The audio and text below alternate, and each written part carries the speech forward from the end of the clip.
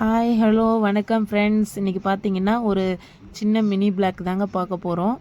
என்னென்னு பார்த்தோன்னா எங்கள் வீட்டில் வந்து ஏதாவது டிஃப்ரெண்ட்டாக செஞ்சு கொடுங்க அப்படின்னு சொல்லிட்டு பிள்ளைங்கள்லாம் கேட்டாங்க. அதே போல் அவரும் கேட்டார். அதனால் ஏதாவது ஒன்று ட்ரை பண்ணலாமேன்னு எனக்கு தெரிஞ்ச ஃப்ரெண்டு ஒருத்தங்க சொன்னாங்க. அதை இன்றைக்கி ட்ரை பண்ண போகிறேன். என்னன்றதை பாருங்கள். அதுக்கு தேவையான பொருள்னு பார்த்தீங்கன்னா முந்திரி, இஞ்சி, பூண்டு, கேரட், பீன்ஸு, வெங்காயம், பச்சை மிளகாய்.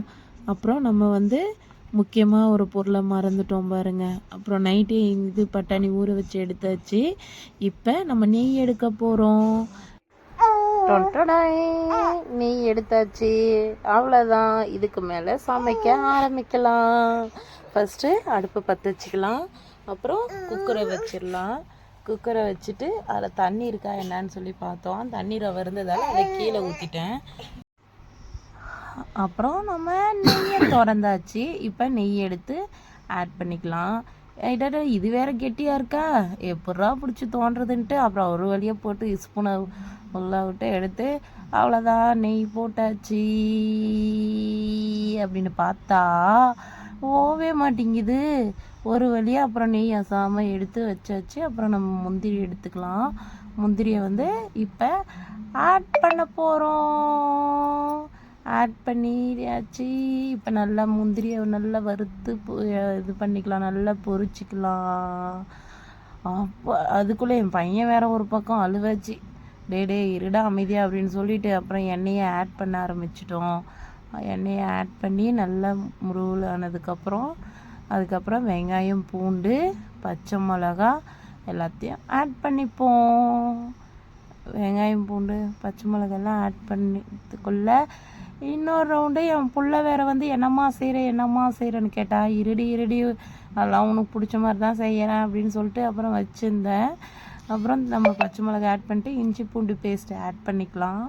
இஞ்சி பூண்டு பேஸ்ட்டு ஆட் பண்ணிட்டு நல்லா வணக்கி எடுத்துக்கலாம். வாசனை கொஞ்சம் நல்லா தான் இருக்குது. பார்ப்போம் ஃபைனல் அவுட்புட் என்ன ஆகுதுன்னுட்டு. அப்படியே கொஞ்சம் நல்லா ஜம்முன்னு வாசனை வர ஆரம்பிச்சுது. ஓகே அவ்வளோதான். பார்ப்போம் எப்படி இருக்கு அப்படின்னு சொல்லி யோசிச்சுட்டே செஞ்சிட்டு இருந்தேன். மாமா என்னம்மா செய்கிறேன்னு என் பிள்ளைங்கள்லாம் ஒரே தொல்லை.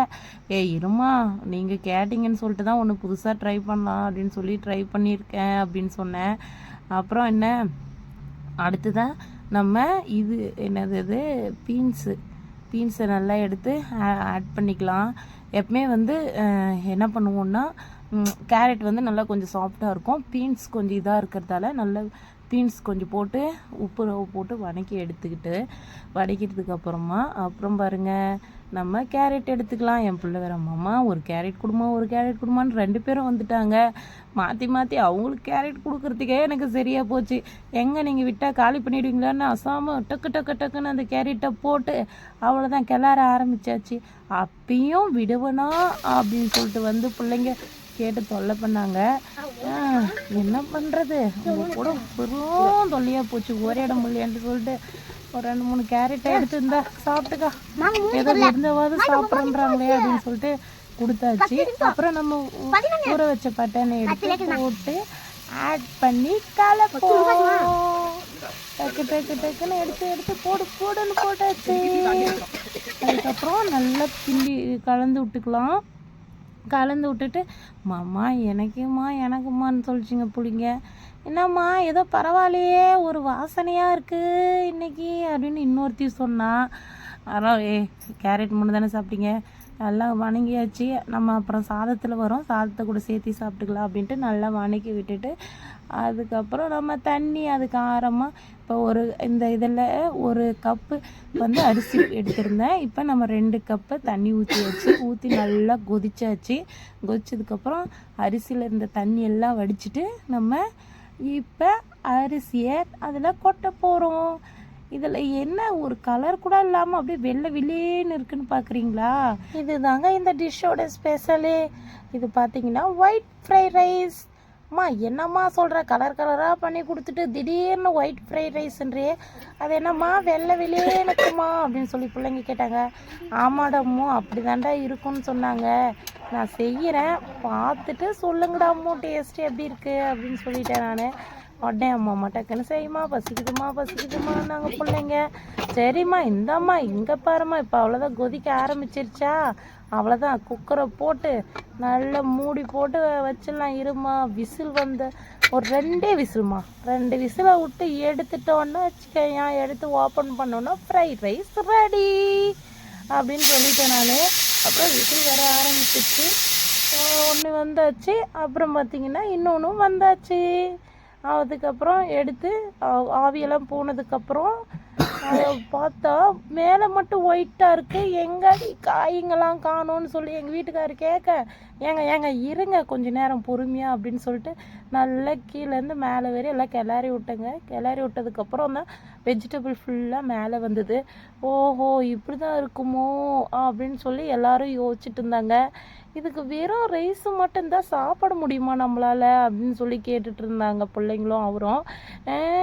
என்ன இப்படி கேட்குறீங்க, சரி இதோ உங்களுக்காக அப்படின்னு சொல்லிட்டு நம்ம போட்டி வச்சுருந்தோம். எப்பவுமே இந்த மாதிரி கொஞ்சம் போட்டி வாங்கி வச்சுப்போம் வீட்டில், வேணுன்றப்ப சாதத்துக்கு திடீர்னு வேணால் பொரிச்சிக்கலான்ட்டு.